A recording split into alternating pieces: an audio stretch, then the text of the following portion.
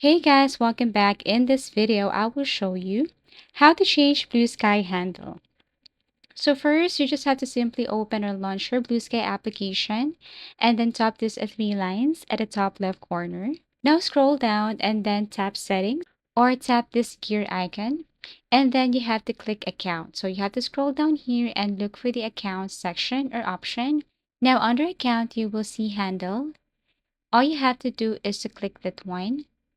Now you can change your handle. Your full handle will be at and then your name, or you can tap this I have my own domain. So all you have to do is to type your handle or your new handle here if you want to change handle, and you will be notified if this one is available or not.